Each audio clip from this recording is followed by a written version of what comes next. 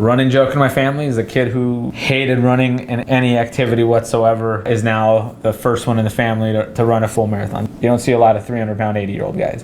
Well, I want to be a healthy 80-year-old. It's not going to be a good-looking 80-year-old, but I want to be a healthy and alive 80-year-old, an active 80-year-old.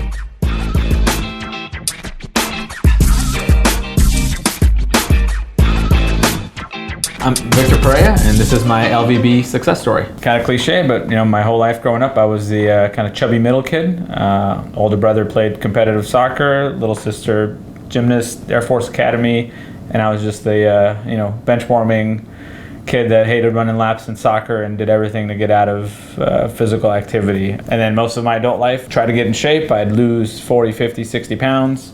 6 months later, gain it all back, and then some. The running joke in my family, which Victor are we going to see this year? Is it the fat Victor or losing weight Victor? For me, it was a couple decades of struggling to make smart decisions long term. Commitment to weight loss was not as strong as my urges to eat or my emotional eating, and I always struggled with that, with not only eating right long term, but committing to exercising and having a healthy lifestyle as opposed to working out and losing weight simply to look good and feel good, but not necessarily be healthier.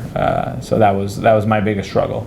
Ever since I was a little kid, it was that way. It always seemed to be an emotional trigger that triggered my weight loss, and then it would always be an emotional trigger that keyed on significant and really quick weight gain. So it was being honest with myself of knowing, not only is my physical health important, my mental health is equally as important because they're tied together. And I would look back and say, I spent a year working out and eating well and losing, 60 pounds. And then in a 2 or 3 month period, I gained back 50 pounds. What happened? What triggered that? And why is it just a huge slide? And I had to really work on that personally, because even after surgery, you have to be mentally strong and you have to be committed to the consistency of eating right and doing the right things. The running joke in my family was always, hey, I'm going to eat the pain away. I had a bad day at work, had a really emotional day. Ice cream will make me feel better. That only works for so long, and it takes more and more ice cream, or it takes a lot of foods that make you feel good in the moment, but obviously aren't good for you. And when you're having ice cream for breakfast and ice cream for lunch, and you're having a real bad day and you leave early, and then you go have ice cream or all you can eat sushi because it makes you feel better in the moment, that cumulatively it really adds up. And it does a number not just physically and what people see on the outside, but internally and what it's doing to you. And when you go to a doctor and they tell you, hey, you're pre-diabetic, that wasn't overnight. That wasn't one ice cream. That wasn't one bad day or a bad weekend. That was consistent, years long, failing to do the right thing and make the right decisions for myself. At the time in that career I was in, we had body-worn microphones and dashboard cameras. It could pick up the audio of me breathing heavy going up a flight of stairs, and we're sitting there in the city attorney's office going over a video for a call for service, and you can hear yourself struggling walking. Everybody in the room can hear it, and it's embarrassing because it's not like I just ran, I just walked. I walked upstairs. I deal with everything in comedy, so it would be, making fun of myself, making fat jokes and laughing it off and being the funny fat guy everywhere I went, because it was easier to deal with it that way. For the longest time it was, if you don't go get a physical, if I don't go to the doctor once a year, then I don't have to hear the bad news. I just, if everything sort of works, I'm not passing out, I'm not, I'm breathing heavy, but I haven't had to go to the hospital. Nobody's had to call the paramedics on me. It might sound a little harsh on myself, but I'm the one that continue to make the decisions to not do better for myself, to not put myself in a position to succeed and be healthier. And healthier doesn't just necessarily mean skinny. There was a few times where I did lose weight, and I was running to work and swimming a mile a day and doing CrossFit, and I felt good and I looked good, but it was unhealthy in the way I was doing. I was starving myself and doing it all for what looks good as opposed to what feels good, what's attainable and something I can achieve and keep going long term.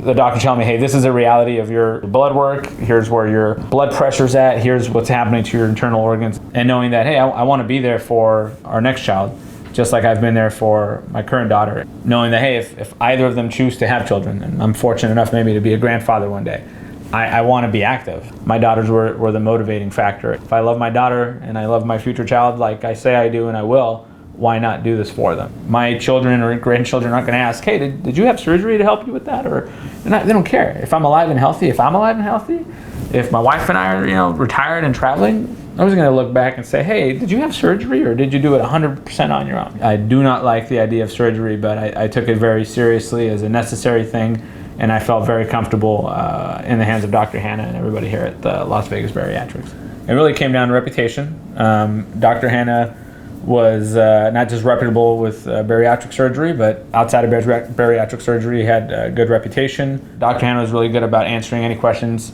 you may have. Some people maybe don't want to know all the little details. I want to know exactly how it goes, what goes where, what it looks like. It's my body, and I want to be aware of what's happening to it. I knew that I had everything within this office that would help me succeed if I chose to commit to this. Really went in mentally prepared that I was in good hands. I was going to be in good hands and capable hands, and so the day was as comfortable as it could be for an uncomfortable thing. I don't know anybody that loves surgery or is really excited to go under full anesthesia, but it was the most professional, comforting setting. If you're going into surgery, that's what I would want every time. Afterwards, the care was great and encouraging. Everybody, I think that's the other thing, everybody was encouraging about it on that day. And they understood, obviously, there's a bit of a fear going into any kind of surgery. And it's a big life-changing decision, specifically, bariatric surgery. So running's definitely been a lifestyle change that I've attached myself to with the same commitment as I have the way I eat and the way I take care of myself mentally. And I think just like eating right, running also does do those two things. I feel good mentally. It's a great de-stressor. I hate to say I'm that guy, but it's like my personality. I'm a runner, and it's really helped me because in running, one of the things I love is you're racing yourself. When I did the New York City Marathon in 2021, that was me racing every version of myself that ever existed, whether it was the 16-year-old kind of chubby but also in shape, or the super fat guy that couldn't get over a wall. It was me not racing the 24,000 other people around me. It was me racing myself. With running, I can't just show up in November and run that marathon if I'm not training all through summer in Vegas. So part of that is that commitment to waking up all summer. I'll wake up 4 or 5 days a week before work, 3:30 in the morning, to make sure I can have a breakfast, warm up, stretch, not get injured, leave enough time to run, and come home, shower, and then go to work and do my regular day. I'm very fortunate to have a support system, my daughters and my wife, that are really supportive of my healthy lifestyle. And I've really dedicated myself to running as what will help me do this and keep this healthy lifestyle long term. Because I don't care if I'm running at half the speed I am now, but if I'm running in my 60s and 70s, I've seen those guys and those women at these races, and I see how healthy they are at that age. I want to be that. And it's not about, how fast were you or how slow were you? It's, you're out here, you just ran 26 miles? Great, awesome. Who would have thought I'm that guy?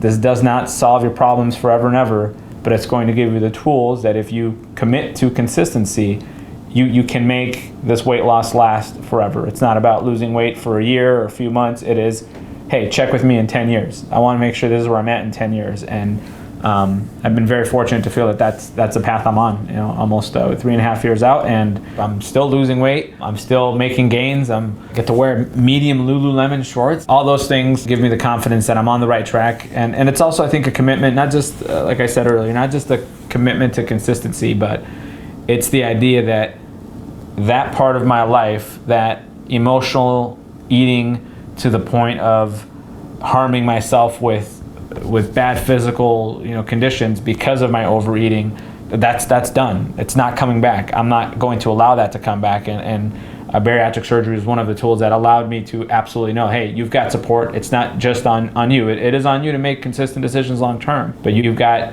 help now that can help you make sure you stay on track. It doesn't solve all your problems. It doesn't make bad days at work go away. It doesn't make heartbreaks disappear. You're still going to go through life, but it's going to allow you to have more control and have hope long term. If your health is important, we have the answer. Las Vegas Bariatrics.